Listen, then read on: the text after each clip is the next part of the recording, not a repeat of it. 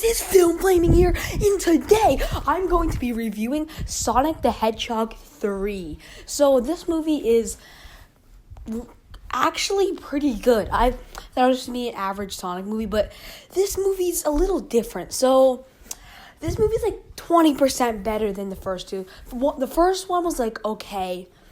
If not the first trailer, but the first movie was okay. Second movie was mid. This one is actually busting. Like I would watch this a couple more times or many more times. I really like this movie. So I'm gonna do a lot of movie reviews soon. I'm gonna compare how this movie bombed Moana 2 and Mufasa completely from Disney. So watch till that video.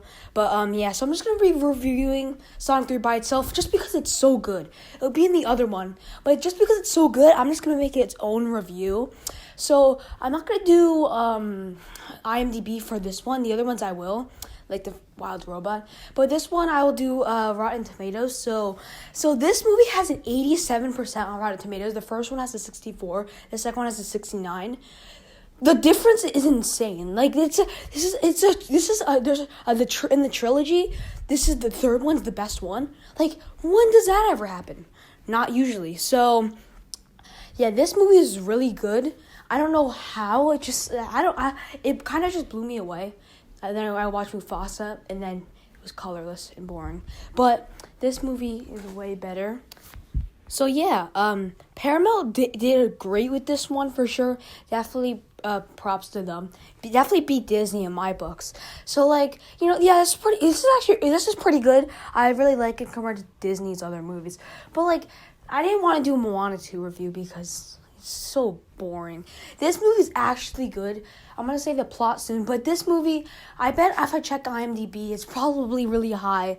The first two are not that high. I know this one definitely is in the books, but this one was different. This movie was just different. Jim Carrey did two characters in this one. He is really good in this movie. I put some posters of funny new things. You'll see it soon, but on here.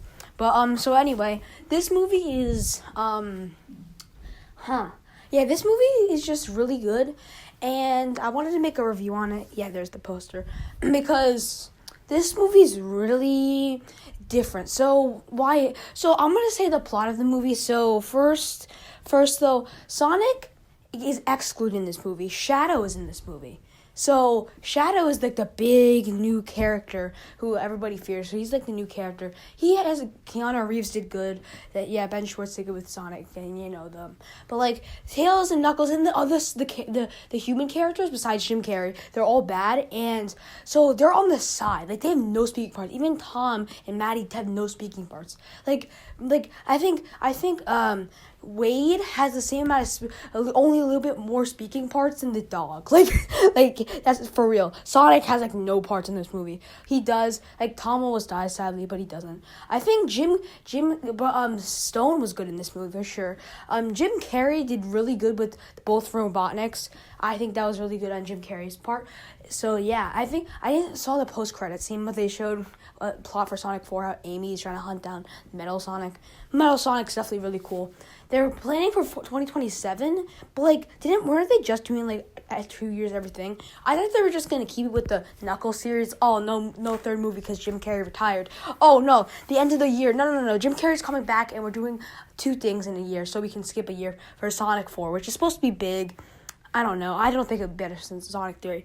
So Sonic 3's plot goes, so they're just, again, Sonic, Tails, and Knuckles, now Team Sonic, or Team Knuckles. They're not good with, they have to work on their team shit, that's the side plot, but then Jim, so they filmed this, Shadow's on the loose. Yeah, it's another poster. So Shadow's on the loose. He broke out of his prison he was in for 50 years, and the old Robotnik comes and tries to get revenge for, what was her name? That Sonic really liked, that died at the end in a crash or whatever. So Shadow can get revenge. I forget. Maria. And then Sonic, and then they have to get help from Eggman, and because Eggman, the only one that can stop Sonic because it's so powerful, I guess, is Eggman, because now he's Big Chungus, and he's just in his cave hiding because everybody thought he died, but he didn't. In the first one, everybody thought he died. Second one, everybody thought he died. Third one, everybody thought he died. He probably not gonna die. Maybe he did, so Jim Carrey's not in it.